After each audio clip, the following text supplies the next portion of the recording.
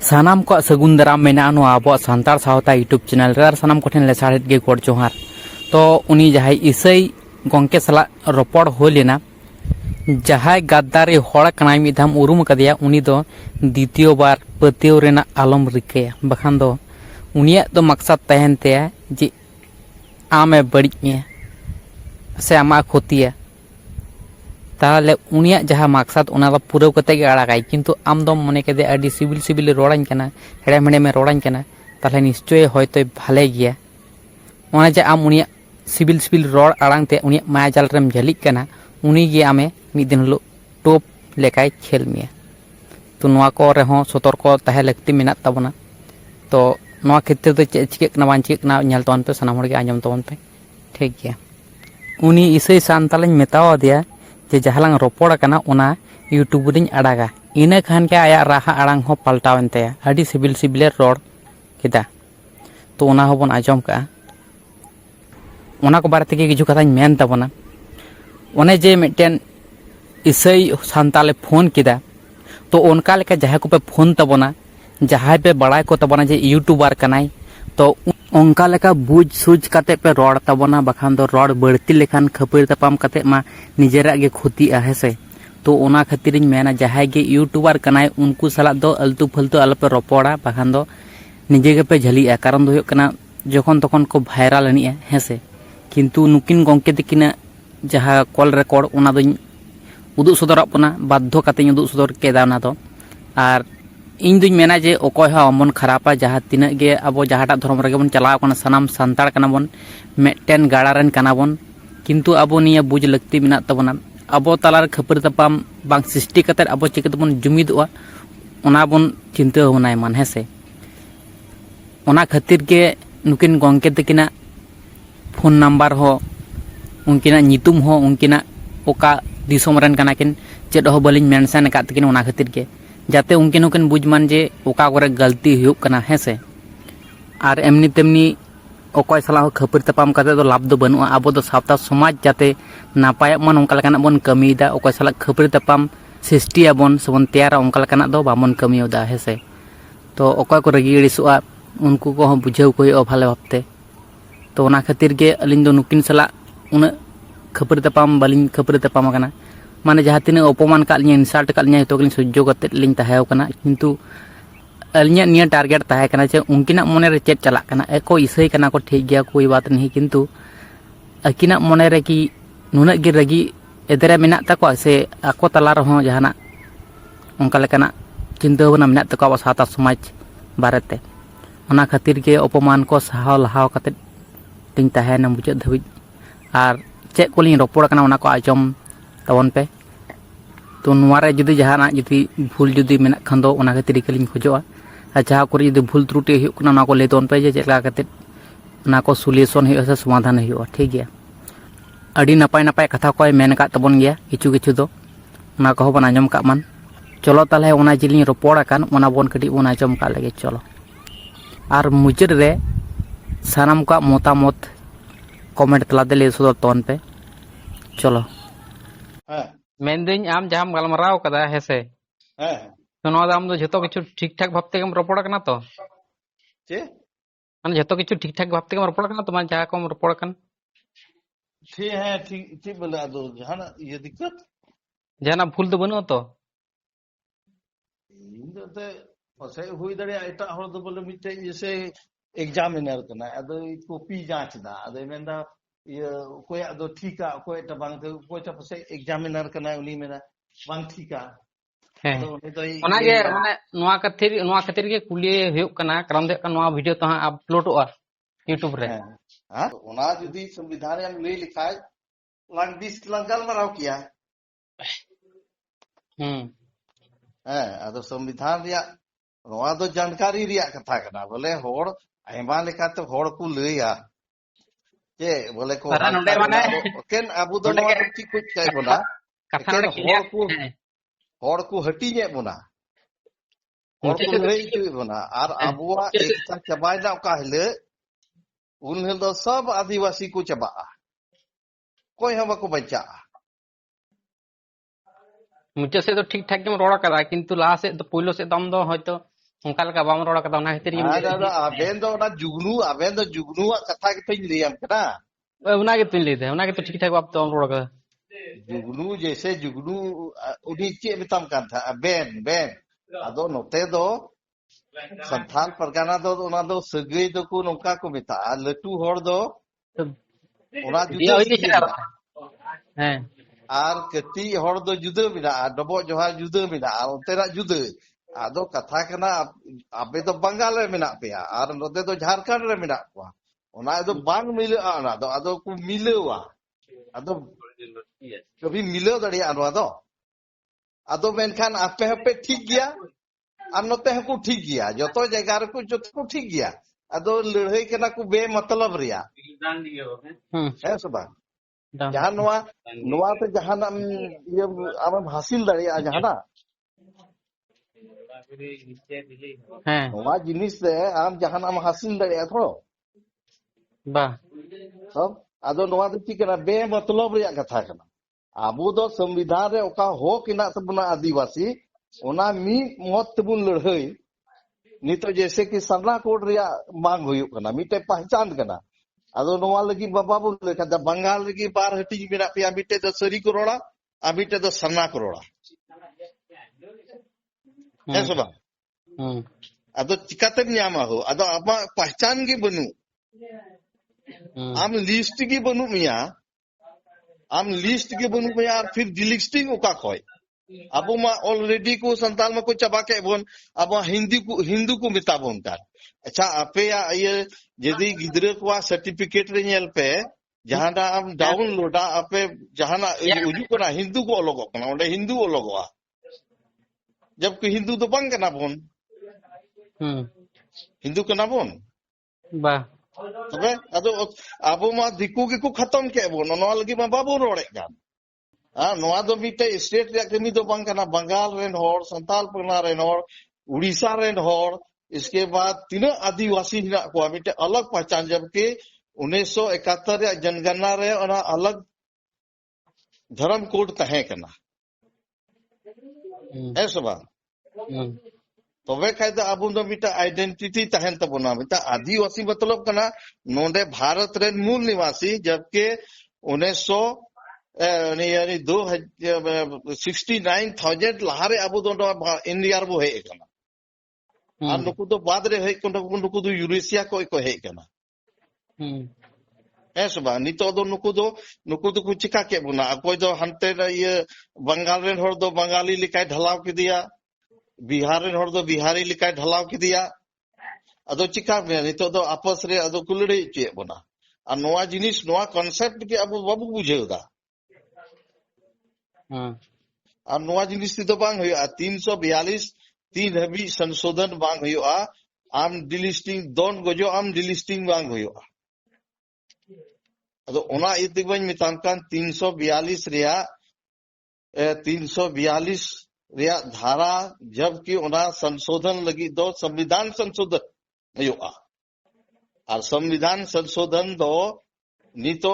तीन एमपी में को बीजेपी रेन टीएमसी रेन दो बाको सपोर्ट अनवारा बा कांग्रेस बाको सपोर्टा बा कांग्रेस एकेन BJP rain Amit Shah rain तीन एमपी में को और नितो दो चिको ना करना एटा ये एनडीए सरकार ते चला करना कोई तो कना को बीजेपी रेन उनको को रोड़दा और उनको तो को चिदा को रोड़दा एकेन वोट लगी को रोड़दा जेमन नोडे को नितो छत्तीसगढ़ रे नेले कोआ ओका दो 5वीं अनुसूची कना ओंडे तो ग्राम सभा रे महत्व कना और ओंडे तो हंसदेव जंगल को आदिवासी को गोए कोआ जब उन्हें को आदिवासी को गोए कोना तो आदो आबे ये आबे बंगाल रे आदिवासी झारखंड रे आदिवासी हसुबुना से बंग हसुबुना मिटे आदिवासी लिखाते हसुबुना से बंग हसु तबे आदो उनको ची लिखाते बन ग्रो को जबकि उनको को अन्याय दा एक आदिवासी ऊपर रे तो अबो दो ची बन लंदाया से ची अबो लेक तभी ची कना उनको गोड़ो को लेक कना से बंग गोड़ो को लगती तबे आदो ओकर आदो बन गोड़ो कना उनको आदो जेल में आसाम रे अबोरेन आदिवासी को दाल के को लंगटी कते जहाना को रोल लेदा आदिवासी रोड तो रोड ला ᱟᱹᱰᱤ ᱠᱚᱢ ᱫᱨᱚᱯᱚᱫᱤ ᱢᱩᱨᱢᱩ ᱛᱟᱠ ᱵᱟᱭ ᱨᱚᱲ ᱞᱮᱫᱟ ᱪᱮᱫᱟᱜ ᱠᱚ ᱨᱚᱲᱟ ᱵᱚᱞᱮ ᱪᱮᱫᱟᱜ ᱵᱟᱠᱚ ᱨᱚᱲ ᱞᱮᱫᱟ ᱪᱮᱫᱟᱜ ᱡᱮ ᱟᱵᱚ ᱯᱷᱩᱴ ᱢᱮᱱᱟᱜ ᱵᱚᱱᱟ ᱟᱨ ᱡᱟᱦᱟᱸ ᱨᱮᱜᱮ ᱯᱷᱩᱴ ᱢᱮᱱᱟᱜᱼᱟ ᱚᱸᱰᱮ ᱫᱚ दुश्मन को ओंडे तुरंत को हमलाया नोआ कॉन्सेप्ट अबो दो बुझे जरूर तबना अदो अबो दो ची बो लड़ाई कना धर्म तबो लड़ाई कना मेनखान जेत लेखा तो बाबू लड़ाई कना अदो को ची को मेंदा बोले को ये हक दो ओकोय हम को आदा ओकोय पढ़ा उनी गी पढ़ा मान लिया 100 मीटर दौड़ रिया मिटे परा ये मेना अदो 100 मीटर दौड़ रे कोई दौड़ जीतव ना उन्हीं की तो प्राइज दे पड़ा हो अदो मेना बोले कोई पढ़ा कना को उनको की को पढ़ा कना कोई बाय पढ़ा जो धीरे धीरे नंका की बाय पढ़ा अदो उन्हीं दे पढ़ा अदे मेना अदो इता हर दो ले मिया नंका कना हमें ठोक के मिया मेनखान ओकाठे ठोक के मिया असली कथा ओंडे दो आम दो बम बुझ दाड़िया कना ओनो कना जिनिस दो अदो अबु दो किंतु आपे तो जहाँ पे करावे आपे लगी तो ठीक पे करा दे किंतु अब जहाँ असल जहाँ ये करना अरे चिले उना को तो आदो कान तमना से अरे अरी चली दो ओकोय हम बाको आदा नोआ दो बुझे रिया फेर कना ना 3 पसेरी 15 से ए नोआ दो नोआ चलते थे अब तो बोल रही को जो अब अबुगे तो बड़ा मिना है सुबान नोआ चलते थे अब बोल रही को जो आपे तो ठीक पे करा दा आपे लगी दो किंतु आले हम को ठीक ले करा दा अब जहाँ उपरुम को बंद हो बगाव कदे ले दो आइदा है से कथा लगा कमी दा मिटे किसइन रे मा है मिटे बुढ़ी मिटे हराम चीज के बोले बाकी लड़ाया उनकी लड़ाई चुकी लगी मिटे दलाल होड़े ते गोइना आदो उन्हीं बुढ़ी दई बता दिया आम जवाई मा ये धड़ा रे मा ये बनाता है डाटा है ना और उन्हीं हराम ने बता दिया आम बहु बा ई जो है आदो उन्हीं बुढ़ी दो जितकिन जीती का था आदो बताए करा ओकारे डाटा बनाता है पुसिन तुनुम ताए अदो उनी तुनुम दिखाना उनी हराम दो ची एकदम बुझे कदा जरूर ई जम दा ओना एते जे तुनुम में धाड़ा अदो किन लड़हई ना अदो उनकिन मायल किन बाकी 30 बाकी लड़हया उनकिन उनी मिटे दलाल होड़े लड़हई चुके किना अदो नो नंकान होड़गे अबु शांति प्रिय होड़ कना बोन जतो हबुन मिटे पिलचू हराम पिलचू बुढ़ी रे हपन कान गया बोन आदो अबो दो ची को नितो को लड़ाई चुई बना अरे नोआ दो धर्म दो ची कना आत्मा बचाव रे कथा कना संस्कृति दो ची को बता संस्कृति दो को बता जोम न्यू अरी चली हस ये हरो बांदी रोड आर मिटे धर्म ओना धर्म दो ताइनम रेया कना नोआ को जिनिस तिगी आदिवासी दो को पहचानो कना धर्म की तो लहार तायम रे बन दोहो कते तो आदो धर्म दो जेल में मिटे होड़े जन्म अतबे लहारे ची चीदा लहारे धर्म में चीदा से रोड़े चीदा रोड तबे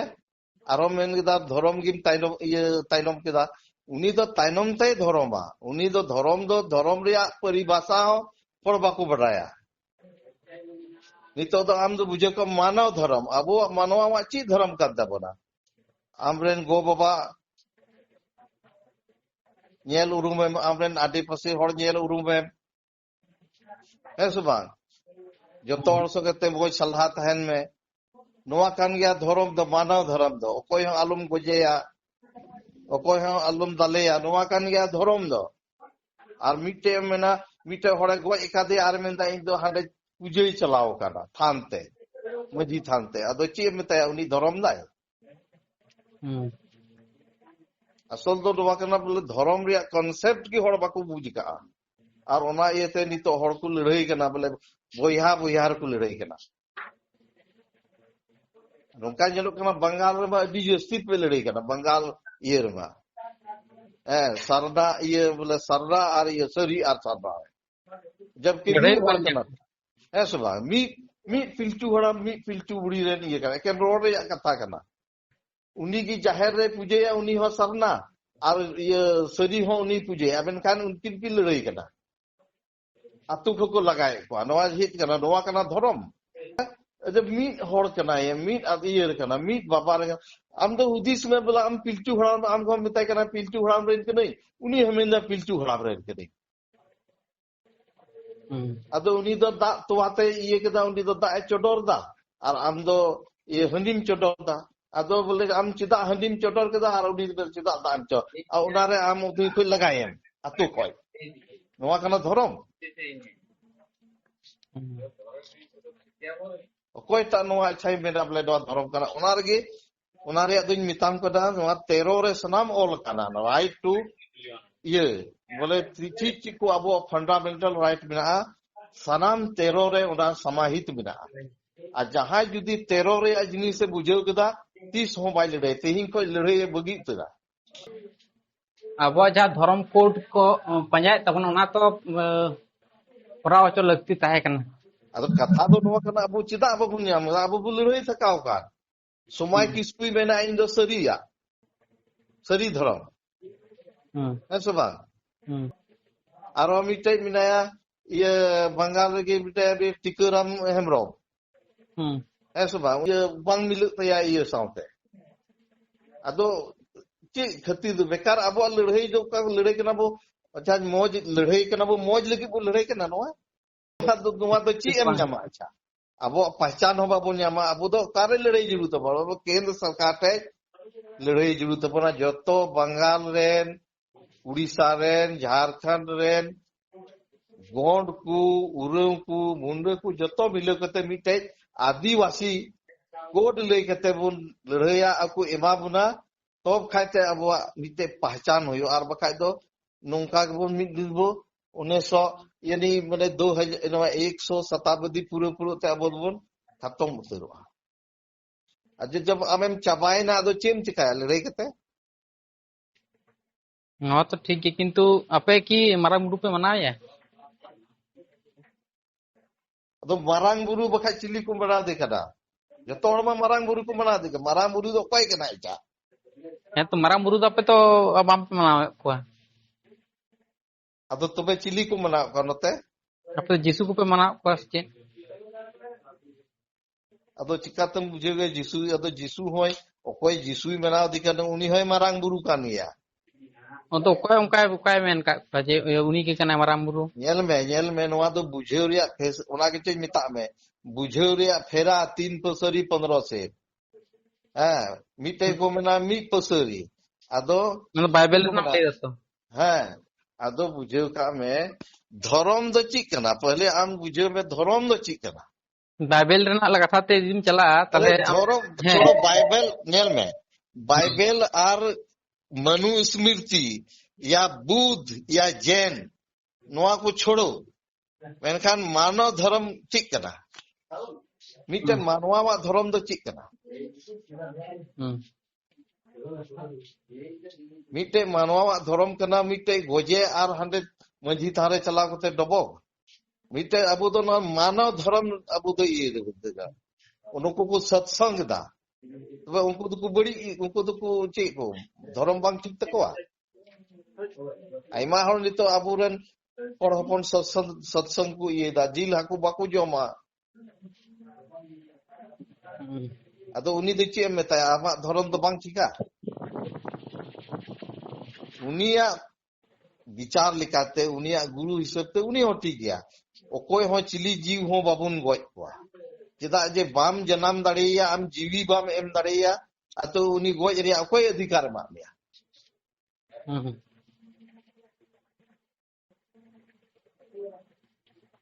नवा तो ठीक है आइमा हर मेना को चिका हांडे गoj किदिया हांडे चलाव कना हांडे ये मंदिर रे हांडे दो ये दा राम और गंगा रे चलाव कोते डबरुत कना अदो ची धर्म होयते यानवा बुझ के इन मेना कथा जामले तले यहाँ पहले चे जीसु के कना मारांग बुरु तो ठीक गया उन मनाव करे किंतु मारांग बुरु लेका तबन मनाव मानता है जाहे मारांग बुरु दो नेल में होड़ा शब्द दो मारांग बुरु दो ची होइना ᱚᱱᱟ ᱫᱚ ᱡᱚᱛᱚ ᱠᱷᱚᱡ ᱪᱚᱴ ᱵᱩᱨᱩ ᱫᱚ ᱚᱠᱟ ᱠᱟᱱᱟ ᱯᱟᱨᱥᱱᱟᱛᱷ ᱟᱫᱚ ᱚᱸᱰᱮ ᱜᱮ ᱡᱚᱛᱚ ᱠᱷᱚᱡ ᱚᱠᱟ ᱫᱚ ᱵᱟᱦᱨᱮ ᱠᱷᱚᱡ ᱠᱚ ᱦᱮᱡ ᱮᱱᱟ ᱦᱚᱲ ᱞᱟᱦᱟ ᱨᱮᱫᱚ ᱚᱱᱟ ᱦᱟᱡᱟᱨᱤᱵᱟᱜᱽ ᱪᱷᱮᱛᱨᱚ ᱨᱮᱜᱮ ᱠᱚ ᱛᱟᱦᱮᱸ ᱠᱟᱱᱟ ᱚᱱᱟ ᱫᱚᱠᱚ ᱥᱤᱨ ᱫᱤᱠᱟᱹᱨ ᱥᱤᱠᱟᱹᱨ ᱫᱤᱥᱚᱢ ᱠᱚ ᱢᱮᱛᱟᱜᱼᱟ ᱦᱮᱸ ᱟᱫᱚ ᱚᱸᱰᱮ ᱜᱮᱠᱚ ᱡᱚᱛᱚ ᱠᱷᱚᱡ ᱞᱟᱦᱟᱨᱮ ᱡᱮ ᱢᱟᱱᱣᱟ ᱠᱚ ᱦᱮᱡ ᱮᱱᱟ ᱛᱚᱵᱮ ᱠᱚ ᱪᱮᱫ ᱪᱤᱠᱟ ᱠᱮᱫᱟ ᱠᱚ उनको दो मिट्टे को अब दो ओलोग पढ़ा बाबुन बडाय कान थे आदो ओकोई बनाव के बुना नोआ हो बाबुन बना आदो उन्नी दो को बुझेगा मारांग बुरु गे अबोरेन सिसिर जेवी दो कना ओना इते मारांग बुरु दो जतो खो चोट पारसनाथ बोले नोआ अबो नोआ आदे पासे दो जतो खो बुरु दो पारसनाथ कना ओना इते ओना दो मारांग बुरु को मितावदा और ओंडे गे ओंडे को पूजे केदा ओना आदे पासे रे जब को हड़ को ताहे कान तबे ओंडे गे लहार दो बाहरे कोई को हेजना एकेन हजारीबाग क्षेत्र को हेजना ओंडे खोय गे आदम दो को चलाना बंगाल ते को चलाना आदम हतो तो संथाल परगना को हेजना और इने कते आदम ओंडे खो की चलाव कते आसाम से को चलावना ओना इयते मारांग बुरु दो ओंडे को मारांग बुरु रे शब्द दो ओंडे खोय गे रकाबना और मेनकान जनाम के बुना ओकोई जनाम का बुना उन दो ओकोई हम बाबुन न्याय लका दिया है सबा और उनी गी ओकोई दो मारांग बुरु को मेंदा ओकोई दो मनु मेंत को मेनदा ओकोई दो को मेंदा अल्लाह मेंत को मेंदा ओकोई दो जिसु मेंत को मेंदा जिसु दो बा ईश्वर मेंत को मेंदा आदम हर दो को ये आइमा लिखा को मेंदा मेनखान हर दो नेल में कलकत्ता तेम चला सिदाय दो काल काल को चला गंदा पैदल मेनखान नितो दो ट्रेन को चला कना कोई दो हवाई जहाज को चला कना आदोई मेन केदा इन दो नोंकाते चलाव अडी मौज उनी मेन काते मौजा उनी मेना इन दो कलकत्ता ते नोंकाते चलावेन ता उनी गे मेना इन मौज गया हनी होय में इन नोंकाते चलाव कना मौज गया मेनखान बनार गी मिटे दो शॉर्ट हॉर कना मिटे दो लॉन्ग हॉर कना तो ओनवा जिनिस कना कथा चल का मेनखान मानवा रेन मालिक दो मिटे गया चाहे होर मेना को चाहे दिकू मेना को चाहे जोला कान को चाहे जहान जेत कना को और जुदी जुदी जुदे जुदे को तहन खा अब जुदे जुदे ये बाबुन तो ये हुआ धाड़ा दो बांग चितान से रहेगा तो बी हते चिका दो बोल हते को बुन जोम किया लतार को चितान को बु उल्टी किया बात दुमी लिखा मेंटेन जहां जिनिस टाइप कना जम लमला जहां को मेंदा जे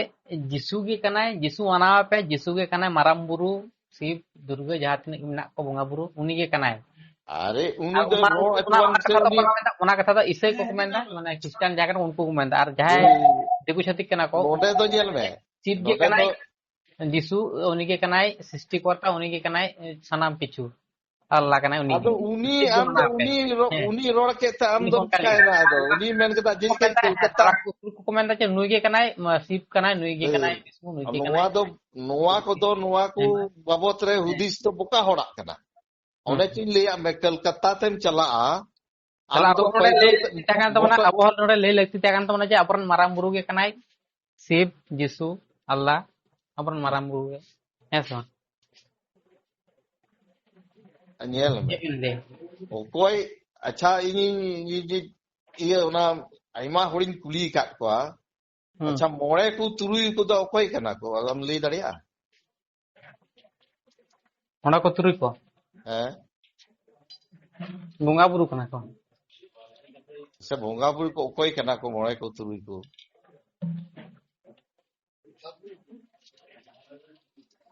बोंगा बुरु कना को कोड़ा गिदरे मेना को कुड़ी गिदरे मेना को ना रगे अदो नेल में अदो ओकोई टालंग सही आमेन सही से ओकोई टा आरो इटागी रोड कानूनी बना सही दो चिक कते मेता बना हर बान कथा बरिया लेकाय रोड़ा तबे तो ना तो कंट्रोवर्सी की हुई सब है बंगाल रेन गी मी होड़ गे मेनदा वा युतुम बइन बड़ाइते या मेनकान बंगाल रेन गी मी होड़ तो लेई किदा मोणे को तुरी को मिटे दो होय दा सेंगेल ओत नोआ को जिनिस के मोणे को तुरी को मेता इसके बाद आरहों एटाई जुदा की रोड के आरहों मोड़े को तुरुई को आरहों को मेना मोड़े को तुरुई को दो ये कना को कपी कारा भलुआ विजय आरहों मिटे मेनाया चिली के जगह अदो जबकि मिटे कानिया को तो बे तो चिता बांग मिलुक कना वाला कथा ᱱᱚᱣᱟ ᱫᱚ ᱯᱟᱸᱡᱟᱭ ᱦᱩᱭᱩᱜ ᱛᱟᱵᱚᱱᱟ ᱮᱱᱠᱷᱟᱱ ᱥᱟᱹᱨᱤ ᱥᱟᱹᱨᱤ ᱟᱫᱚ ᱛᱚᱵᱮ ᱟᱫᱚ ᱱᱚᱣᱟ ᱠᱟᱛᱷᱟ ᱜᱤᱧ ᱢᱮᱱᱟ मिटे गेल में मिटे हर दो मेना उनिया आया कंसेप्ट कना है सब बोले मिटे हरमो बनाओ कना होयते दा ते हासा ते उना इयते मेना नोआते पादो पंच तत्व को मेता कना उना के उनको को मेता कोआ मोड़े को तुरुई को और मी हर दो मेना कपी कराम भलुआ विजय नुकु को आदो कोयटा सही है आदो उना आदो नोआ जिनिस ते उरी प्रूव अदबी बार हर लंग झगड़ा आदो को बनार गिलांग बोका गया है सबा तबे जैसे को बना है जी मीटिंग टिकरान तलिलिंग गालमराव केदा आदो लंची कना आदो नुकु नोआ दो कना कथा कना गुतिये नोआ दो चे मिटे हथी मोड़े हर तक टमडौती काना काना हर कना को और मिटे हथी को टमडौती कना अदो मी हर दे मेंदा मिटे तो हथी दो ची कना मिटे भीत लिका अदो मिटे दे मेंदा मिटे तो बा मिटे तो इल का मिटे तो बाबेर लिका ना हथी उनको को लड़ाई थकाओ कना और बाको बटाई कना हथी ची लिका अदो अबो दो नोनका हर कना बो कोई गी बाबुन नेल का दे कोई जन्म का बोना और अबो दो बोन ची कर लड़ाई थकाओ कना सावता अबेन पॉइंट बेना तबेना कथा ᱫᱚ हिंदू हनाई मेंदा ᱵᱮᱱᱟ ᱴᱷᱤᱠ ᱱᱟ ᱛᱚ ᱦᱮᱸ सबा ᱠᱟᱛᱷᱟ ᱫᱚ ᱴᱷᱤक ᱜᱮᱵᱮᱱ ᱞᱟᱹᱭ ᱮᱫᱟ ᱱᱚᱝᱠᱟ ᱜᱮ ᱛᱚ ᱟᱵᱚ ᱫᱚ ᱚᱱᱮ ᱡᱟᱦᱟᱸ ᱞᱮᱠᱟ ᱵᱟᱲᱟᱭ ᱠᱟᱫᱟ ᱚᱱᱟ ᱜᱮ ᱡᱮᱫᱨᱮ ᱢᱮᱱᱟᱜ ᱠᱚᱣᱟ ᱠᱷᱟᱹᱯᱟᱹᱨᱤ ᱛᱟᱯᱟᱢ ᱟᱫᱚ ᱠᱚ ᱪᱮᱥᱴᱟᱭᱟ ᱟᱫᱚ ᱱᱚᱣᱟ ᱠᱟᱱᱟ ᱟᱵᱚ ᱫᱚ ᱵᱮ ᱢᱚᱛᱞᱚᱵ ᱨᱮᱱ ᱟᱵᱚ ᱫᱚ ᱦᱚᱲ ᱠᱟᱱᱟ ᱵᱚ ᱵᱟᱵᱚᱱ ᱵᱟᱲᱟᱭᱟ ᱧᱮᱞ ᱢᱮ समय समय रे शोध हुयुग कना अच्छा आम हम ये बड़ाई गया बोले आम हम अटकार का गया उना चांदो रात दो उना रेल लाइन दो कारे मिलुग कना ता रेल चला कना उना जहां रे उना मिलुग कना मिठे सेमा ना आम ते लई में चेका मिलुग कना मिठे रेल रिया लुका दो ये कना पटरी कना उना दो जहां रे मिलुग कना से बांग मिलुग कना मिलुग कना कारे पटरी माने ओने चक्कर ना बांग बा ओने ओका दो रेल ये गड्डी चला कान उना ये को बांग मिलुग कना तो हांडे हांडे जहां मेना खूब को है मेनखान वैज्ञानिक के मेनता उना दो मिलुग कना मिलुग कना आदो उना रे प्रमाण होय लैया उनी दो अनंत रे मिलुग कना कार चो अडी झोल रे आदो उना रे प्रमाण होय लै बाय जिल कम जेला रेल गड्डी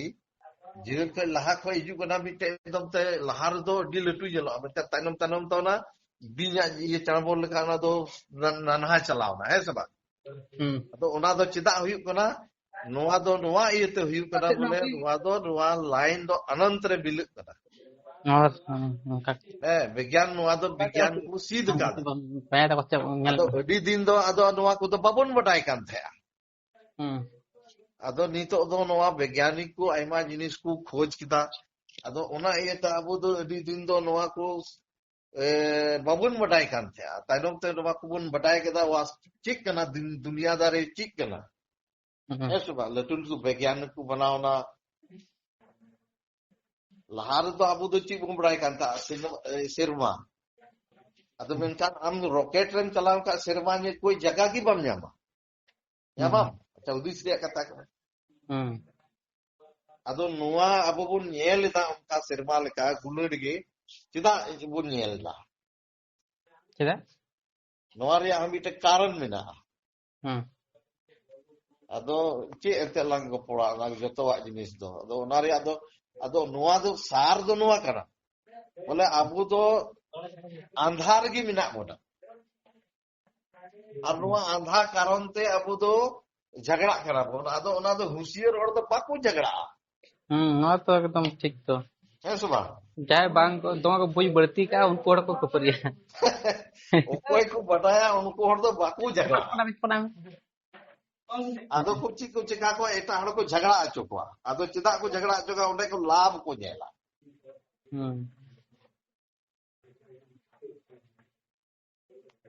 ᱵᱟᱝᱜᱟᱞ ᱨᱮᱜᱮ ᱥᱤᱫᱩ ᱠᱟᱹᱱᱦᱩ ᱠᱚ ᱨᱟᱹᱯᱩᱫ ᱠᱮᱫ ᱠᱤᱱᱟ, ᱦᱮᱸ ᱥᱮ ᱵᱟᱝ? ᱟᱫᱚ ᱪᱮᱫᱟᱜ ᱦᱚᱲ ᱵᱟᱠᱚ ᱢᱤᱫ ᱢᱚᱛ ᱛᱮ ᱚᱸᱰᱮ ᱠᱚ ᱵᱟᱰᱟᱭ ᱠᱮᱫ ᱠᱚᱣᱟ ᱱᱚᱰᱮ ᱵᱟᱠᱚ ᱥᱤᱫᱩ ᱠᱟᱹᱱᱦᱩ ᱨᱟᱹᱯᱩᱫ ᱠᱮᱫᱟ, ᱢᱟᱡᱟᱞ ᱢᱮᱱᱟᱜ ᱛᱟᱭᱟ ᱥᱤᱫᱩ ᱠᱟᱹᱱᱦᱩᱭ ᱨᱟᱹᱯᱩᱫᱮᱭᱟ। ᱱᱚᱣᱟ ᱠᱚᱫᱚ ᱪᱮᱫ ᱠᱟᱱᱟ? ᱟᱵᱚ ᱛᱟᱞᱟᱨᱮ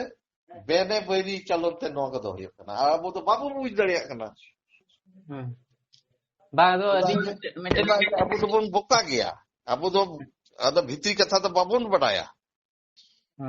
ᱫᱤᱠᱩ ᱫᱚᱠᱚ ᱪᱟᱞᱟᱠ ᱪᱟᱛᱩᱨ ᱦᱚᱲ ᱠᱟᱱᱟ, ᱪᱮᱫ ᱞᱮᱠᱟᱛᱮ ᱱᱩᱠᱩ ᱵᱚᱱ ᱟᱺᱰᱤᱡ ᱠᱚᱣᱟ। ᱟᱵᱚᱨᱮᱱ ᱚᱠᱚᱭ नेता ᱠᱟᱱᱟ ᱠᱚ ᱩᱱᱠᱩ ᱦᱚᱸ ᱵᱟᱠᱚ ᱵᱟᱰᱟᱭᱟ। ᱢᱤᱫᱴᱮᱱ ᱡᱤᱱᱤᱥᱴᱟ ᱫᱚ ᱤᱧ ᱵᱷᱟᱞᱤᱧ ᱵᱩᱡ ᱠᱮᱫᱟ ᱱᱚᱣᱟ ᱡᱮ ᱟᱯᱮ ᱱᱚᱝᱠᱟ ᱤᱥᱟᱹᱭ ᱦᱚᱲ ᱠᱚᱦᱚᱸ ᱢᱚᱱᱮ ᱫᱚ ᱴᱷᱤᱠ ᱜᱮ ᱛᱟᱠᱚᱣᱟ, ᱠᱤᱱᱛᱩ ᱢᱟᱱᱮ ᱩᱱᱠᱩᱣᱟᱜ ᱩᱭᱦᱟᱹᱨ ᱨᱮᱦᱚᱸ ᱪᱤᱱᱛᱟᱹ ᱵᱷᱟᱵᱱᱟ ᱟᱠᱚ ᱥᱮᱫ ᱛᱮᱫᱚ ᱯᱩᱨᱟᱹ ᱮᱠᱫᱚᱢ ᱴᱷᱤक ᱜᱮ ᱟᱨᱮ ᱵᱩᱡᱷᱟᱹᱜ ᱠᱟᱱᱟ ᱦᱮᱸᱥᱮ। ᱠᱟᱛᱷᱟ ᱫᱚ ᱠᱟᱱᱟ ᱦᱮᱸ ᱮᱠᱮᱱ ᱚᱠᱚᱭ ᱟᱪᱪᱷᱟ ᱡᱩᱫᱟᱹ ᱡᱩᱫᱟᱹ ᱪᱟᱸᱫᱳ ᱢᱮᱱᱟᱜ ᱠᱚᱣᱟ, ᱡᱩᱫᱟᱹ ᱡᱩᱫᱟᱹ ᱪᱟᱸᱫᱳ ᱢᱮᱱᱟᱜ ᱠᱚᱣᱟ, ᱟᱢᱟᱜ ᱟᱪᱪᱷᱟ ᱞᱟᱹᱭ ᱢᱮ। ᱵᱟᱝ ᱮᱠᱮᱱ ᱪᱟᱸᱫᱳ ᱫᱚ ᱢᱤᱫᱴᱮᱡ ᱜᱮᱭᱟᱭ। ᱡᱚᱛᱚ ᱠᱚ ᱢᱮᱱᱫᱟ ऊपर वाला, ᱦᱮᱸ ऊपर থেকে আছে। ᱟᱫᱚ ᱚᱠᱚᱭ ᱢᱮᱱᱟᱭᱟ ᱩᱯᱚᱨ ᱨᱮᱫᱚ? ᱚᱠᱚᱭ ᱢᱮᱱᱟᱭᱟ? ᱚᱠᱚᱭ ᱫᱚᱭ ᱡᱚᱛᱚ ᱱᱚᱣᱟ ᱫᱷᱟᱹᱨᱛᱤᱭ ᱥᱤᱨᱡᱟᱹᱣ ᱠᱟᱫᱟ, ᱢᱟᱱᱣᱟ ᱠᱚ ᱡᱟᱱᱣᱟᱨ ᱠᱚ ᱡᱚᱛᱚᱭ ᱥᱤᱨᱡᱟᱹᱣ। ᱟᱫᱚ ᱩᱱᱤᱜᱮ ᱡᱩᱫᱟᱹ ᱡᱩᱫᱟᱹ ᱧᱩᱛᱩᱢ ᱛᱮᱠᱚ ᱤᱭᱟᱹᱭᱮᱫᱮ ᱠᱟᱱᱟ, ᱧᱩᱛᱩᱢ ᱟᱠᱟᱫᱮᱭᱟ।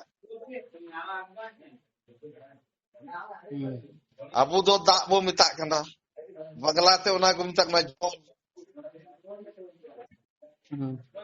ᱟᱨ ᱚᱠᱚᱭ ᱫᱚᱠᱚ ᱢᱮᱛᱟᱜ ᱠᱟᱱᱟ ওয়াটার, আর অকয় ᱪᱚ ᱪᱮᱫ ᱮ ᱢᱮᱛᱟᱜᱼᱟ। ᱟᱫᱚ ᱚᱱᱟ ᱫᱚ ᱟᱢ ᱫᱚ ᱪᱮᱫᱟᱜ ᱡᱚᱞᱮᱢ ᱢᱮᱛᱟᱜᱼᱟ? ᱟᱫᱚ ᱚᱱᱟ ᱨᱮᱜᱮᱢ ᱞᱟᱹᱲᱦᱟᱹᱭᱟ? ᱵᱟᱝ ᱟᱫᱚ ᱟᱵᱚ ᱱᱚᱜᱼᱚ ᱱᱚᱣᱟ ᱵᱚᱱ ᱠᱟᱹᱢᱤ ᱠᱟᱱᱟ।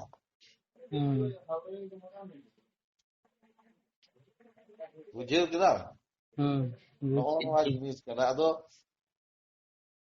ᱤᱭᱟᱹ ᱦᱚᱲ ᱫᱚ ᱚᱠᱚᱭ ᱟᱹᱠᱤᱞᱟᱱ ᱦᱚᱲ ᱫᱚ ᱵᱟᱠᱚ ᱞᱟᱹᱲᱦᱟᱹᱭᱟ, ᱟᱨ ᱞᱟᱹᱲᱦᱟᱹᱭ ᱠᱷᱟᱡ ᱠᱚ ᱥᱚᱝᱵᱤᱫᱷᱟᱱ ᱛᱮᱠᱚ ᱞᱟᱹᱲᱦᱟᱹᱭᱟ। ᱟᱨ ᱥᱚᱝᱵᱤᱫᱷᱟᱱ ᱫᱷᱟᱨᱟ ᱛᱮᱜᱮ ᱟᱢᱮᱢ ᱡᱤᱛᱟᱹᱜᱼᱟ, ᱵᱟᱠᱷᱟᱡ ᱫᱚ ᱵᱟᱢ ᱡᱤᱛᱟᱹᱜᱼᱟ। ᱮᱱᱛᱮ ᱡᱟᱦᱟᱸ ᱛᱤᱱᱟᱹᱜ ᱞᱟᱹᱲᱦᱟᱹᱭ ᱟᱨᱮᱢ ᱫᱟᱞᱮ। संविधान लिए मिद दिन रपड़ होय खान ᱦᱮᱸ ᱥᱚᱝᱵᱤᱫᱷᱟᱱ ᱟᱵᱚ ᱫᱚ ᱪᱮᱫᱟᱜ ᱠᱚ ᱤᱭᱟᱹ, ᱱᱚᱣᱟ ᱫᱚ ᱫᱷᱚᱨᱚᱢ ᱯᱩᱛᱷᱤ ᱠᱟᱱ ᱛᱟᱵᱚᱱᱟ ᱥᱚᱝᱵᱤᱫᱷᱟᱱ ᱫᱚ। ᱵᱷᱟᱨᱚᱛ ᱨᱮᱭᱟᱜ ᱢᱤᱢᱤᱫ ᱦᱚᱲᱟᱜ ᱫᱷᱚᱨᱚᱢ ᱯᱩᱛᱷᱤ ᱠᱟᱱ ᱛᱟᱵᱚᱱᱟ। ᱚᱱᱟ ᱞᱮᱠᱟᱛᱮ ᱟᱢ ᱪᱟᱞᱟᱜ ᱢᱮ, ᱟᱨ ᱚᱱᱟ ᱵᱤᱨᱩᱫᱷᱮᱢ ᱪᱟᱞᱟᱜ ᱠᱷᱟᱡ ᱟᱢ ᱫᱚᱢ ᱥᱟᱹᱡᱟᱹᱭ ᱦᱚᱪᱚᱜᱼᱟ। ᱟᱢ संविधान বিরুদ্ধেম চালাগᱼᱟ, তবে কানুনে সাব মেয়া সে বাং? साब आर्टिकल अदो निते इन लेयम कना, आर्टिकल 13 रे चेक मेना। आर्टिकल 13 रे 4 धारा मेना। पहला धारा दो मेना संविधान ओका दो 1947 खोज ओका नियम ओराय मेनेदा। 1947 लहारे ओका नियम बनाव कना, ओका दो मौज गया, ओना हो ठीक गया। यदि उनारे मानव अधिकार हनने खाय, ओना जुदी संविधान ओना ये राइट ओना हनने खाय, ओंडेगी जीरुआ, ओना कोर्ट बाय मनावा। अदो नेल बे अबो होड़ होपन अदो एडी दिन खोज आयमा लेकान अरिचली मेना तबना, है सबा नितो मेदा अब पहले बुरु सदरा को चला कान था, ओंडे को लॉ बीर बसिए था। लॉ बीर बसी दो ओंडे दो को चिकन ओंडे को बिचारा, मेनखा नितो लॉ बीर बसी संविधान ने बनावा बाय मनावा। तबे ओना कान गया, ओना दो संविधान ओना आर्टिकल 13 ए के मेनेदा। दूसरा ही मेनेदा बोले संविधान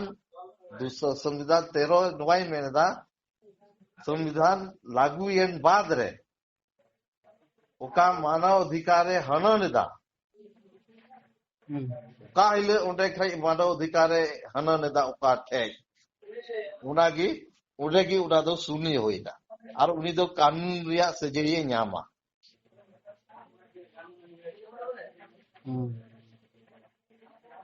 इसके बाद तीसरा नंबर रे दडवाय आर्टिकल 13(3) ओना दई मेरेदा विधि लॉ लॉ रे परिभाषा चीज चीज को ओना रे लॉ रे परिभाषा बिना और ओना लॉ ते जुदी आम ओना लॉ फॉलो इदा जैसे आइमा हर को मेना नोडे दो रूढ़ी प्रथा मेना जुदी रूढ़ी प्रथा ते आम मिटे मानव अधिकार हनने तया आम ओडे कोर्ट रे घसीट दाड़ेमा कोर्ट रे चैलेंज दाड़ेमा और ओना रिया परवान दो ये मेना 1951 रे मिटे जजमेंट मेना इसके बाद 1957 रे मिटे जजमेंट मेना 1967 रे मिटे जजमेंट मेना कोई उना आर्टिकल 13 रिया उल्लंघन दा अदो अबु दो जहां बाबुन उना रे बाबुन चैलेंज दा और उना एते जहां गे उना ठीक ना अबु मेनदा अबु दो सिदाय खय नोआ दो आले ये कना और उना एते नित हबी अबु दो ठीक ना पूरा समाज रे दिकु को सुधर दा बेनका हर दो बाबु सुधर कना और चिदा अबु दो मेनदा आले दो नोआ दो कस्टमरी लॉ कना मिटे आयु हर राइट उनी संपत्ति बाबन माय कना नोआ अडी मरंग बोले आदिवासी कल्चर रे अडी मरंग नोआ दो सुप्रीम कोर्ट या 2025 या जजमेंट में का हम संविधान को मानते हैं अपया कस्टमरी लॉ दो बुझ मना होता और उनी दो संपत्ति रिया अधिकार को एमाव का दिया अदो ओना ये तेगे बोले ना 13(3) रिया दो डिडिंग जी सारा चीज अब राइट दो 13, 14, 15 नोआ रे डिपेंड बिना अदो नोआ विरुद्ध रे आनंद जहां चिकाय खाय दो अदो कोर्ट रे घसीट मिया सबा अदो ताकत जहां मिना ताय खाय दो घसीट मिया और बखाय दो कमजोर बखाय दो दाल के दिया में दाल की दिया या अदो नोआ दो अन्याय कना नोआ दो बेहक कना नोआ दो बेधर्म कमी कना ओकाटा ओना तो नोआ अंते जहां गिम अन्याया सबा उना दो बेधर्म कमी कना सबा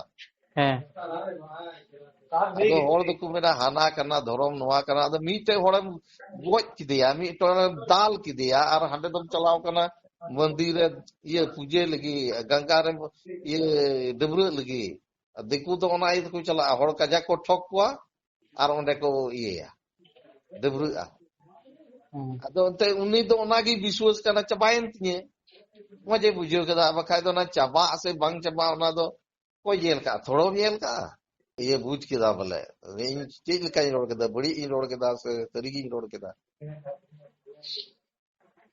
इन तो पया धर्म लेते तो बई होल इन तो मानव धर्म ही बेनता तबे अडी चरा मन नपाय गे कुछ उनका माने जतोड़ बुझ लगती ना अरे नो अब बाबू बुझदा आदिवासी चबाबुन लगी नो तो कतुक कना देखु दो दिसम हर बुझे को अरे दिसम हर बापू बुझे दानी तो दिसम हर एकेन को भूल चबाव कान नेल में इन ओना चिकु मेना ये इन चला लगा कना आसनसोल एरिया ओंडे को सदाब जगह जुबी उनते को ला चबा के तकवा कुछ काया एकेन बंगाली ये राजपाट चला अदो आम की मी बहुत बम था ना बंगाली साथ तुम लड़े दड़िया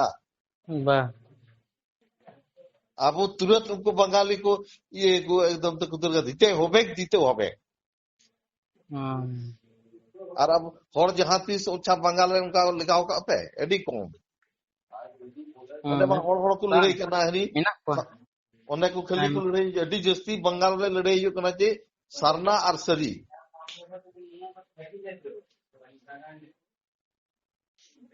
जबकि जो तो बना और की फोड़ कान गया और एन हो बाकिन बुझदा चिदा बोया लंग लड़ाई करा अरे नोआ तो होड़ बाकु मी मिलो कना मी जो तो होड़ को मेना आम गलती के हनी में हुनी गलती के हुनी बदमाश के मेनखान दुरुप नेपान कते गालमराव कते के ओना रे जहां समस्या दो समाधा ओना ये ते मेना ये मेना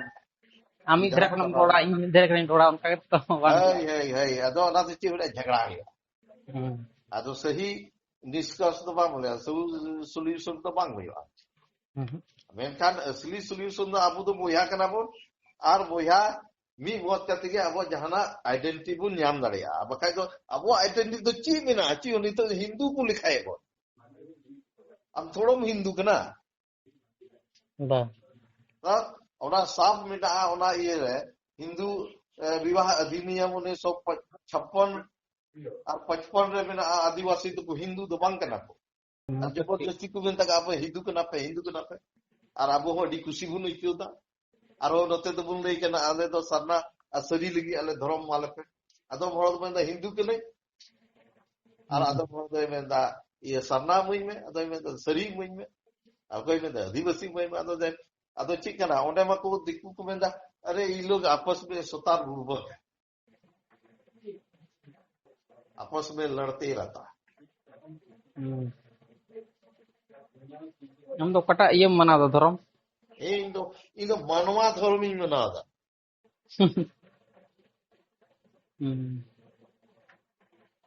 नपाय ओके रे नपाय रोपड़ ना बेन तो नौका बन एक्सपेक्ट करता है जे नौका बेन रोपड़ा मेनते बोले अब तो के ना संविधान जानकारी बांग हुई ताते अब अधिकार बाबुन यामदा बा 3 हबी अब तो नौका के बुन आपस बुन लड़े बा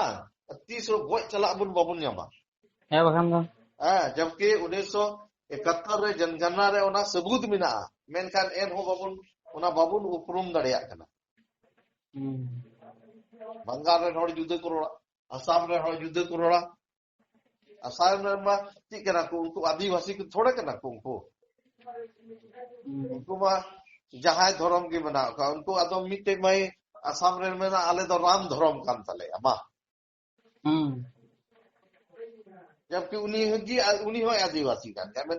आले तो राम धर्म कान तले है अपलोड में ये किदा आम जुदी इजे तब सहमत है बोले आदिवासी बुल लड़ेगी है तबे तो उनका के बुल लड़ैया है तो आर जुदी उनका के ये मी मते जहाना बुन खोजा हो अब आइडेंटिटी ओना लगी भी मोलतो और ओना मौजेम बुझेल केदा तबे आम तिल का मौजेम बुझेल केदा आम तो ओना लगा मौजिन बुझ के भाई के तो नौका बुझ लगती भी ना माने नौका बेड़ आल का खबर तो पंका तो लाभ बनो से वो तो लेकिन सरी और सरना और इसे और विधि नवा को बोल रही है तो अब तो खत्म थी किचो अब तो अच्छा जहां की हिंदू को ओलोक करा तो हिंदू को नहीं शाम तो हम तो 1900 हिंदू विवाह अधिनियम हम उना जेल में उना बड़ाई से बा हम उना सर्च करते ये में हिंदू विवाह अधिनियम 1956 उना सर्च करते जेल में आदिवासी तो चिली कना हिंदू कना को से चिली कना को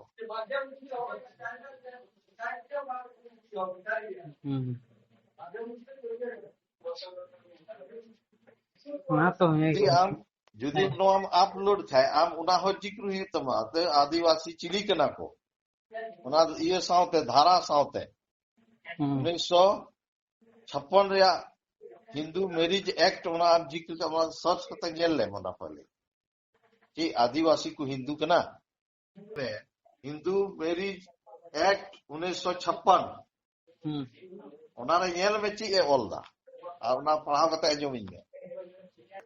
अब जबकि आम आदिवासी कना चिदा हिंदू मितया सवाल कना सवाल अदो ओना तो हसुए पिया से बांग हसुए पिया ते बंगाल रे नोड़ इन आदि कना अदो चिकाते पुन्या बा अबो आइडेंटिटी चिकाते पुन्या तो झगड़ा अदो नोआ झगड़ा करते के आइडेंटिटी पुन्या बा अबो झगड़ा करते के सरकार सब बुल रेया कोइटे पावर में ना उनी ठे की तुम खोजा ठीक अदो एकेन आपे मतो हो पे खोजा अब ना एकेन चिकु बिता पे एकेन आपे तो बंगाल रे नोड़ की जरूर पे आपे पिरुआ झारखंड को खोजा अदो चिकु बिता को एकेन झारखंड के होड़ तो बिना पे बा ची बुन चिकाया तबे जोतो बु मिलु कते बुन चला आर बु बेना दीते होवे देना होगा ऐसा बा अदो कुछ को मिला ये बंगाल से भी आया है, झारखंड से भी आया है, गुजरात से भी आया है। अदो नोआ बुझेव जरूर करता बन अब नोआ बाबू बुझेव करता अब तो ची बोल करता अब तो आपस से बोल रही करना आयमा तो उन्हीं नेल के यूट्यूब रे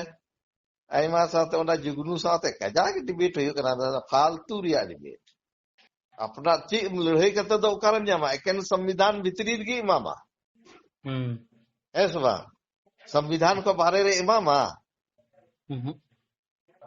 आम दो यूट्यूबर कना जो तो हर नवा जिनिस आम दो लय को में बुझेव को में हैं आमे बुझेव को से जहाना भी है आमे जैसे अंजम केदा ओना दो 20 तो बाय अंजमा जहां ले ओना दो रिएक्शन है उनी दो अदो आमेम लैया आर्टिकल धारातेम लैया अबुआ मी मत बो लैया अबुआ ओकाटा कना समस्या ओकाटा जरूर बोना अबुआ आइडेंटिटी दे बका दारा कान जे 2029 रे बांग चुनाव हुई बा ओना रे अबु ची बोना कना हिंदू को ऑल बना अदो अबु दो हिंदू अदो ची कना हिंदू इना अदम चिम धेज केदा चला हमें मंदिर रे पूजे में आमरे मिटे ब्राह्मण तहना ओम समय नमः शिवाय बपला चोमयाय आजादी को लहारे 2000 वर्ष नीत को 2000 लहारे मनुस्मृति तहे कना मनुस्मृति लागू तहे कना ओंडे दो वर्ण व्यवस्था तहे कना आर ओने दो पुनिया लेकान वर्ण ते ब्राह्मण क्षत्रिय वैश्य आर अबु दो ची कना बोन अबु दो ओना येते अबु दो ओना बाबुन कुसिया ते जंगल ते बुन चलावना आर नुकु तिने कुछ चमार को था कना एसी वर्ग रेन उनको दो वर्ण व्यवस्था को हेना अदो संविधान रे ओना येते उनको दो जुदा आर्टिकल को माकवा 241 उनको दो हिंदू कैटेगरी को हेना और अबु दो हिंदू कैटेगरी को दो ये गया अबु दो वर्ण व्यवस्था दो बाबू हे कना अबु दो कबीलाई व्यवस्था रे मेना बना ओना येते तीना आदिवासी हेना को ओना दो दोष ये रे ओना दो 342 आर्टिकल को धोके बना और ओना रे जनगणना किताब रे नितो मियलाते बा जनगणना ओका तो कुनी तो को जनगणना उनते को जनगणना ऐसा बा को बड़ा जाए वाको जनगणना है कान ओरा लेखा को चला कना सबा ओरा को लिखाय दा सबा नि तो अदो को जनगणना दा को समा उनते बांग यानी खोर बापे बड़ाय कना तो उनका के पे ठोक चो तबे मा उनका सबा जोता गोटा दिसम रे जनगणना चला कना और ओनार को ओला आपे तो चिली कना पे एसटी कना पे चिली कना अदर रे ना पिया कॉलम मेना एसटी एससी और अदर नोआ को जिनिस अब बाबू ध्यान खाय तो तबे से ते बन खत्म अदो मा अदो ची कना अदो मेंदा को बड़ाय अदो विजय बाकू चला कन विजय ओड़ा आमा ओड़ा बाकू लिखाय दा अडी मलुंग किसम लिया नाते अदो ने इंगी जतो इन लेची मा आरे मिता कना परवे न्यू चिन मा ना बाम ठीक है पर ध्यान लगा रपोड़ा हा दिनन से ना ठीक है अदो चेल का इन काई लेई के ओना चेल का में क्यों केदा बेस नपाय के मिया से रगी में क्यों केदा से बोले मौजे मुझे केदा बोले मौजी नि रोड केदा सबा मौज नहीं बुझ के लहार दब से मौज दब बाबू जेउला पहले तो कटी ये थे साइगा कलाम रगी जो ना है सवा अदो ना जुगनू तबेन में रखोड़ कान इन ओना जिनिस इन मिता में आ अदो अबेन तो बनार की बाबेन बुझदा उनी हो आया लकाई रोड़दा आम हो आम अलकाम रोड़दा मेनखान ओका जिनिस कना ओका होयु जड़ कना ओना दो बाबेन ओने दो बाबेन चला कना उनी हमें दा लाग जुया हम दा लाग जुया और उकाटे कुछ मेना ओंडे दो बाबेन चला तो अदो चिकाया अदो उनका कान गया जोतो हर दो एंते जोतो लका दो बाबुन बडाया है सबा है अदो अदो ये बन जोतो लका जोतो बम नोडाय खाय तो बम चांदू कान बो अदो चिका ना अदो उनका के चिदू आ कथा आम ची बडाया ओना आम लई में चिदा इन ची बडाया ओना आमिन लई में कातेम चिदा आम हो उनका ची कते आरहो कोइटा चोंकाम लईया नो को मेता बोले गोपोड़ो अदो आबो जिद आबो दो होड़ दो ची मेना मना आबो संताल जिद दो गोपोड़ो दो बनु आबो काटकोम लिका जिद कना बो काटकोमम नेल का को गया मीटे देजोआ उनी देजो कान खाय उनी कले और जुरैया आरो ओना काटकोम जिद कान गया बोनायते नी थबी अब आजादी खोज तीन साल होना नितो हबी उका स्थिति रे एटा जीत को चलावना मेनखान अब स्थिति निका बना जागी थोड़ा थोड़ी को रकाब करना को दोलान बढ़ाव का को मेनखान अब अधिकतर हर दो अधिकतर हर दो स्थिति तो नाजुक गया